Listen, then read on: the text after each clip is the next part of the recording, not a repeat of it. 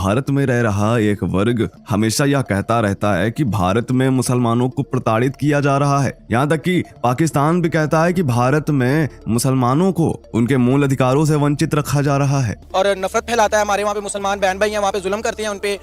उनकी औकात ही नहीं है कि वो हमारे साथ लड़े। हम मुसलमान हैं, हमारा जज्बा ही नहीं है। लेकिन इन सबके अब्बा चीन लगातार मुसलमानों पर ऐसे ऐसे कानून, ऐसी जय हिंद दोस्तों, आज का जो वीडियो मैं आपके लिए लेके आया हूँ साइंटिफिक हिंदू यूट्यूब चैनल से, और वीडियो का जो टॉपिक है कि चीनी नागरिकों को भाया हिंदू धर्म। इधर रमजान के महीने में चीन का ऐलान से कांपे मुस्लिम। वीडियो लगाता हूँ मैं दोस्तों स्क्रीन पर, और वीडियो के एंड में अपने व्यू, अपने विचार मैं जरूर बताऊंगा। वीडियो एंड तक जरूर देखेगा। चैनल को अगर सब्सक्राइब नहीं करा है भाइयों, मित्रों, बहनों, तो जरूर कर लीजिए। भारत में रह रहा एक वर्ग हमेशा यह कहता रहता है कि भारत में मुसलमानों को प्रताड़ित किया जा रहा है। यहाँ तक कि पाकिस्तान भी कहता है कि भारत में मुसलमानों को उनके मूल अधिकारों से वंचित रखा जा रहा है और नफरत फैलाता है। हमारे वहाँ पे मुसलमान बहन भाई हैं, वहाँ पे जुल्म करते हैं उनपे।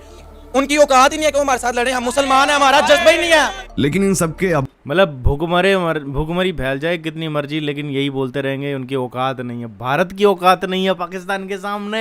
इससे बड़ा जोक कोई हो नहीं सकता। चीन लगातार मुसलमानों पर ऐसे ऐसे कानून, ऐसी पाबंदियां लाता रहता है जिससे इनके पिछवाड़े धधक उठते हैं। लेकिन सबसे कमाल की बात यह है कि ये बेचारे उस पर कुछ नहीं बोल पाते। पाकिस्तान का दर्द तो समझ आता है, उसकी मजबूरी समझ आती है कि आखिर वह चीन पर क्यों नहीं बोलता।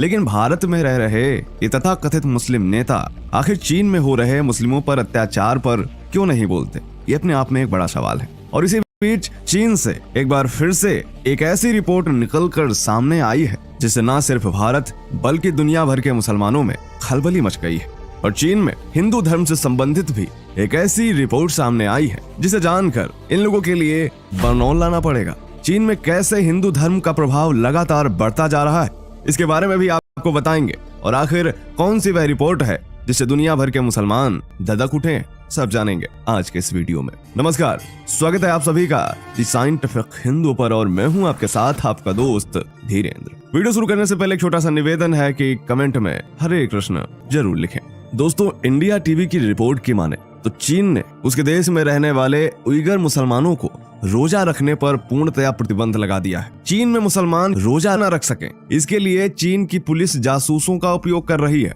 रेडियो फ्री एशिया की एक रिपोर्ट में यह दावा किया गया है कि चीन की सरकार और चीनी पुलिस मुस्लिम रोजा न रख पाए, इसके लिए सीक्रेट एजेंट्स का उपयोग कर रही है। रिपोर्ट के मुताबिक उइगर मुसलमानों की संस्कृति, उनकी भाषा, धर्म को कम करने के लिए चीन ने 2017 से ही रमजान के दौरान सिंजियांग प्रांत में मुस्लिमों को रोजा रखने पर बैन लगाना शुरू कर दिया था। इस दौरान उइगरों को फिर से शिक्षित करने के नाम पर डिटेंशन सेंटर्स में डाल दिया गया। हालांकि तब 65 साल से अधिक उम्र के मुस्लिमों को रोजा रखने की परमिशन दी गई थी, और पुलिस ने इसका एक रीज़न और भी होता है कि रोज़ा रखने पर क्यों प्रतिबंध है, क्योंकि रमज़ान में मुसलमान जो है वो इम्पोर्टेंट काम होते हैं उनको रोक देते हैं। हिंदू भी जो है व्रत रखते हैं, हिंदू भी जो है वो कभी फास्टिंग रखते हैं, और फास्टिंग से काम धंधे नहीं रुकते। जैसे कोई ये नहीं कहता कि आज मेरा फास्ट है तो मैं ऑफिस नहीं आऊँगा, ऐसा नहीं होता है। ठीक है, वो ऑफिस आता है, अपना काम करता है, जो भी प्राइवेट जॉब करते हैं, सरकारी जॉब करते हैं, कोई भी काम धंधा कर रहे हैं। लेकिन मुसलमानों में क्या होता है कि रोज़ा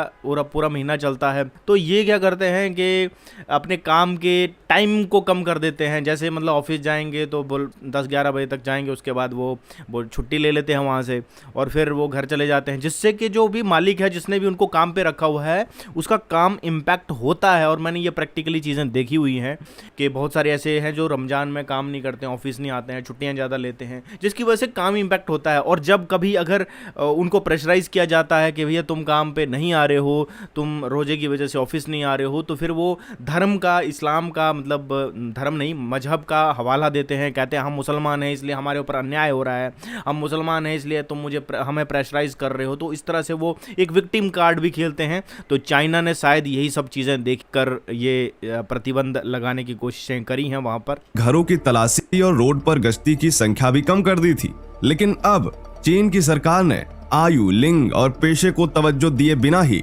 रोजा रखने पर पूरी तरीके से बैन लगा दिया।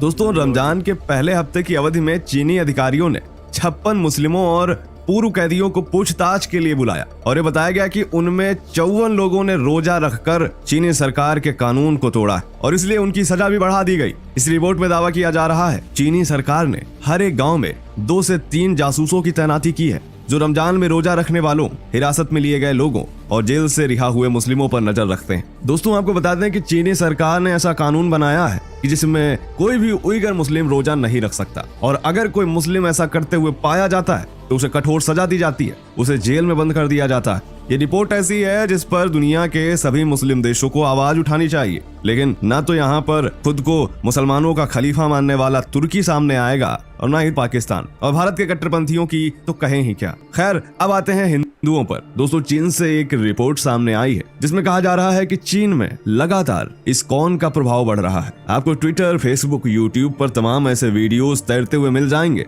जिनमें चीनी लोग हरे नाम संकीर्तन करते हुए दिख जाते हैं। विकिपीडिया की माने तो करीब 10 सालों पहले चीन में हिंदुओं की जनसंख्या करीब 13 लाख ही थी। चीन की सबसे बड़ी समस्या यह भी है कि वहाँ के स्पष्ट आंकड़े दुनिया के सामने नहीं आ पाते, लेकिन फिर भी विकिपीडिया की माने तो चीन में करीब 7.6 मिलियन लोग यानी 76 लाख लोग हिंदू धर्म को मानते हैं और इसका सबसे बड़ा कारण है इस्कॉन। चीन में जब से इस्कॉन ने कदम रखा है तब से वहाँ के स्थानीय लोगों में हिंदू धर्म के प्रति आस्था बढ़ी है। चीन के लोग भगवत गीता को पढ़ रहे हैं, मेडिटेशन कर रहे हैं, इस्कॉन मंदिरों में जा जाकर अपने मन को शांत करते हैं। अब आप सोच रहे होंगे कि आखिर चीन में एक भी इस्कॉन मंदिर तो है नहीं। तो दोस्तों यहाँ पर ये गलत फहमी है जो सोशल मीडिया पर फैलाई गई कि चाइना में एक भी इस्कॉन मंदिर नहीं है। दोस्तों हमने इस्कॉन की ऑफिशियल वेबसाइट पर जाकर के ये पता करने की कोशिश की कि आखिर चीन प्रांत में कितने इस्कॉन मंदिर हैं, तो हमें पता चला कि चीन में ऑफिशियल तौर पर इस्कॉन के 5 बड़े मंदिर हैं। इन 5 इस्कॉन सेंटर्स में पहला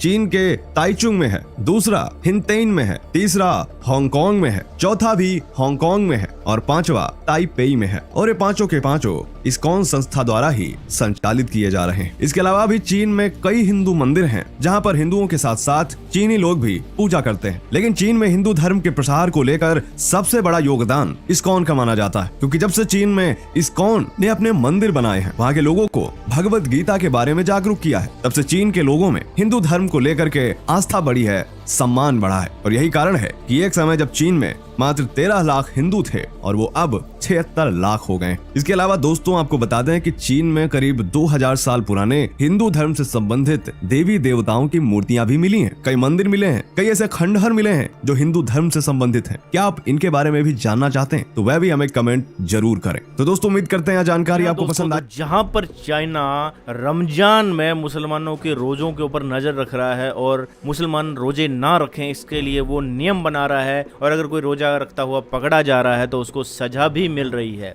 वहीं दूसरी ओर चीन में जो है वो इस्कॉन टेम्पल, जो इस्कॉन वाले हैं वो अपना धर्म, सनातन धर्म वहां पर प्रचार कर रहे हैं और जो भगवत गीता है उसको वहां पर पढ़ाया जा रहा है, लोगों को समझाया जा रहा है कि भगवत गीता का क्या महत्व है। दोस्तों भगवत गीता एक ऐसा ग्रंथ है जो आपको ये बताता है कि आपको अपना कर्म कैसे करना है। लोग जब विचलित हो जाते हैं, लोग जब कंफ्यूज हो जाते हैं कि हमें कौन सा काम करना चाहिए, कौन सा काम नहीं करना चाहिए, कभी आप अपने काम को लेकर, कभी वर्क को लेकर, कभी इंसान चिंतित जरूर होता है, और उस चिंता को दूर करने वाली जो बुक है दोस्तों वो यही भगवत गीता है। भगवत गीता हर किसी को पढ़नी चाहिए। भगवत गीता आपको लड़ना झगड़ना नहीं सिखाती है, भगवत गीता आपको अपने काम के प्रति लड़ना झगड़ना सिखाती है कि आप अपने काम में कैसे अडिग रहो, अपने कर्म में कैसे अडिग रहो। कभी कंफ्यूज हो जाओ, कभी आपकी तबीयत खराब है, कभी आपको कोई प्रॉब्लम आ जाती है और आप अपना काम नहीं कर पाते हो कि आज मैं अपने दफ्तर जाऊं कि नहीं जाऊं, आज मैं अपनी दुकान पे जाऊं या नहीं जाऊं, आज मैं अपना काम धंधा करूं कि नहीं करूं।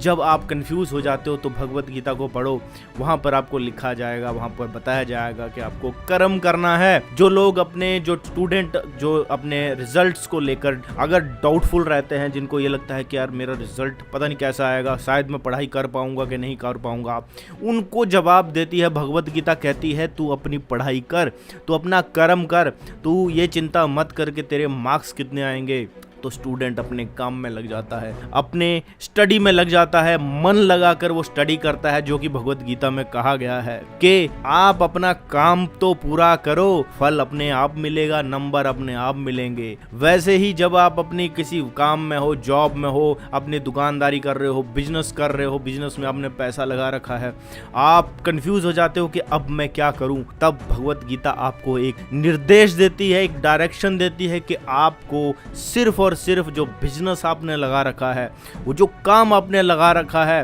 वो करते रहना है। आपको ये चिंता नहीं करनी है कि मेरे को प्रॉफिट आएगा नहीं आएगा।